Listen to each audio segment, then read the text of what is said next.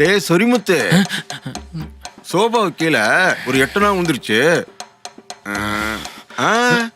நீ எடுக்க வேணாம், சோபாவை தூக்கு, நான் எடுத்துக்கிறேன்.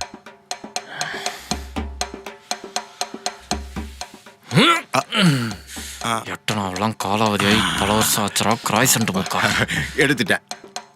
தேங்க்ஸ். டேய் சுரிமுத்து, தண்ணி போட்டு தொடடா. பழக்கம் இல்ல. டேய், டேபிளுக்கு தண்ணி போட்டு தொடக்க சொன்னேன்.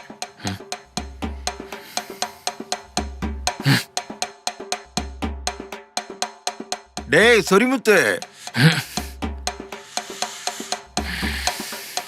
என்ன சார்? வண்டியை ஓட்டணும்டா. அது என்னோட ஃப்ரண்ட் பிரேக் இவ்வளவு லூஸா இருக்கு. அது கிளச்சு. அது என்னமோ சரி பண்ணி வச்சிரு. சரியா? அப்படியே நம்ம வண்டியை தொடச்சு வச்சிடறா.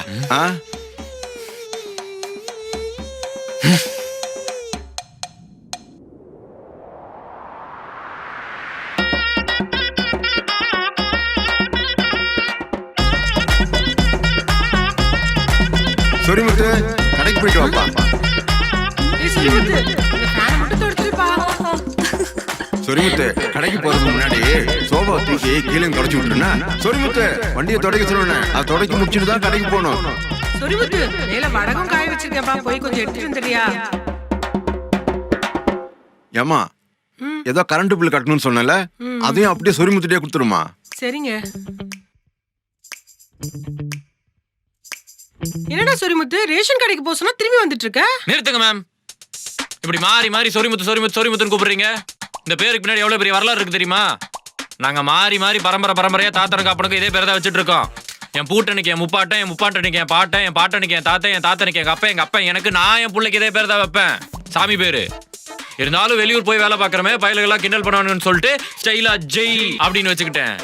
இப்ப நீங்க என்ன வாய் நிறைய ஆசையா சொரிமுத்து சொரிமுத்துன்னு கூப்பிடுறப்போ உங்களை பாக்குறதுக்கு எங்க அப்பா ஐயங்கால மாதிரியும், உங்களை பாக்குறதுக்கு எங்க ஆத்தா ஆர்மொத்தமா மாதிரி இருக்கு. அப்புறம் எப்படி எனக்கு இது வேற இடம் மாதிரி தோணும்? என் சொந்த வீடு மாதிரி தான் தோணும்.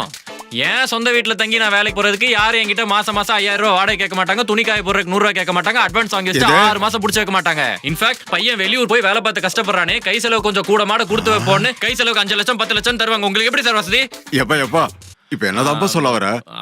அதான் சார், இப்ப நீங்க நான் மாறி மாறி சொரிமுத்து சொரிமுத்துன்னு கூப்பிடுறது இந்த வீடு என்னோட வீடு மாதிரி ஃபீல் பண்ண வைக்குது. அதனால இப்ப என்ன பண்றீங்க, என்ன ஒரு 3வது ஆள் மாதிரி ட்ரீட் பண்ணுங்க. இல்லையா, வாடகை கேட்காதீங்க, அட்வான்ஸ் திருப்பி கொடுங்க. ஒரு 5 லட்சம் ரூபாய் அமௌண்ட் மட்டும் திருப்பி கொடுத்துருங்க. சாரிப்பா, என் பொண்ணோட பேச்சை கேட்டு இப்படி எல்லாம் பண்ணிட்டேன்.